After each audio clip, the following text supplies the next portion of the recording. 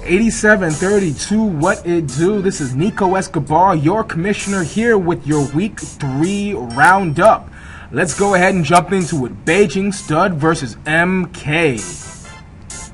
What was supposed to be a battle of almost equals turned into an absolute blowout as MK defeated Beijing Stud 120-74. Led by tremendous performances by Michael Vick, Cedric Benson, and Richard Mendenhall. MK had too many answers and Beijing Stud had too little responses. Andre Johnson failed to score, Greg Jennings failed to score, Javid Best failed to score, meaning that his team was unable to break the century mark in this absolute blowout.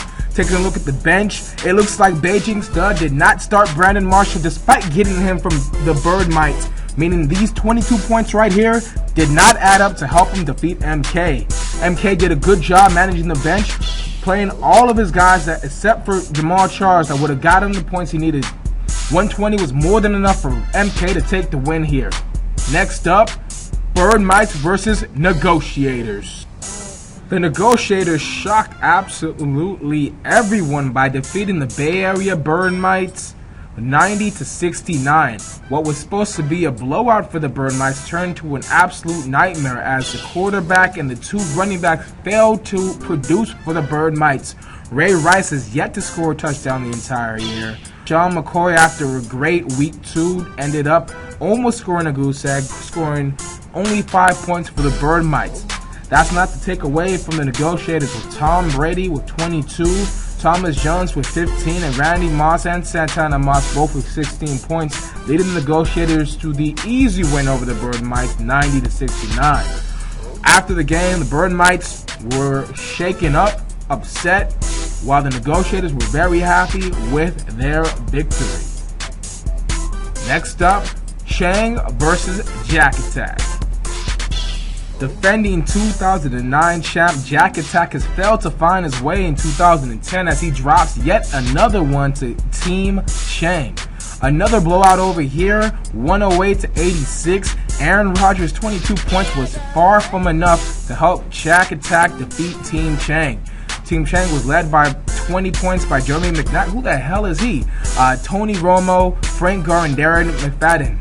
Steelers defense also helped lift Team Chang over Jack Attack.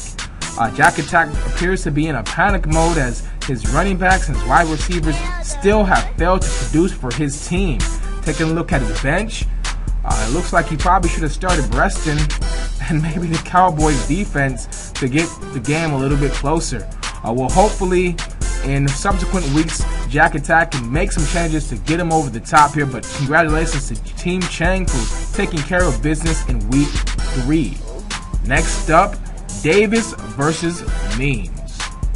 What is this? This is the third defeat for Team CPC in Week 3 as Team Davis absolutely drops the Team Means 102-63. I'm sorry, Brett Favre's 8 points is not going to be enough for you to beat a team that looks like he's going to make a run for the Super Bowl. Peyton Manning with 25 points, Steven Jackson with 11, Peyton Hills with 23. It looks like Team Means is really stacking up against the competition here. Taking a look at the bench scores, Davis, you got to do a better job managing your bench. Leaving Mark Sanchez and Mike Wallace with 22 points apiece on the bench is not going to help you win games here. You are 0-3. You got to step it up. Hats off to Team Means for taking care of business here. We'll see what you do next week, but you did a damn good job in Week 3.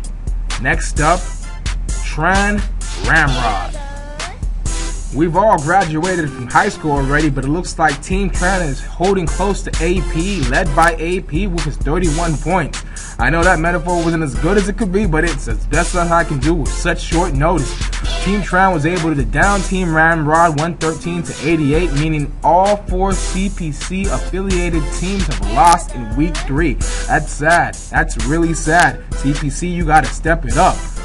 Team Tran did a tremendous job with Deshaun Jackson having 21 points, Tony Gonzalez, a tight end, with 17 points. Ramrod, I mean, you played well. 88 points. Some weeks is enough to win, but not this week. Take a look at the bench.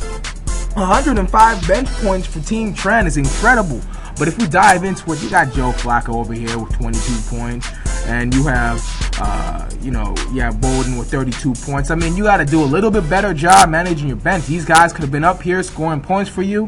105 bench points. I mean, your bench outscored this team, but hey, in another week, you could have been, facing somebody like MK with 120 points. You would have lost this one. You got to be careful out here. You got lucky this time, Tran. I'm not going to lie. You got lucky. We'll see what happens in subsequent weeks, but congratulations on your Week 3 win. And that wraps up the Week 3 wrap-up. Taking a look at the standings, it looks like we have a 4-way tie for first place in the AFC with Team MK with the most points scored. Tied with Tran, Bird Mites, and Ramrod. It looks like it's really tight in the AFC. On the NFC, we have two teams that are tied with 2-1, Team Means and Team Chang. With Beijing Stud and Jack Attack over there, one game back in Davis. I'm sorry, you got to start winning games. 0-3. Negotiator with his win over the Bird Mites is one game back with the lead over here in the AFC. Looking ahead to next week, we have a couple interesting matchups with division rivals Ramrod and Bay Area Bird Mites facing off. Looks like Ramrod is a 20-point favorite in this one. Hopefully the Bay Area Bird Mites can prevail, shocking everybody, as they always do. Mean faces off against Team Tran in what should be a relatively close game. Mean is an 11-point underdog over here, but Tran, hey, like I said before, your bench management is going to kill you. This might be the week when it happens. Stud then faces Chang. Looks like Chang is not going to be able to persevere here. 28-point favorite for Beijing Stud, but we all know how these previews work. Sometimes they're right, sometimes they're wrong. I guess that's why the players actually have to play the game. MK, it's like you're going to drop this one to the Negotiators by at least 17 points according to the line. Negotiators, after that trade, they look legitimate. Finally, Davis, you're not looking pretty sharp right here, man. You're a 52-point underdog. You only have 7 players started. You better get that fixed. Team Coleman, or pardon me, Jack Attack. Hey, we know your team can win. We know your team is underperforming. Hopefully you can regain some strength as we get into the mid-season form. This has been your commissioner for the GMs of the Gridiron 2010, signing off. Peace.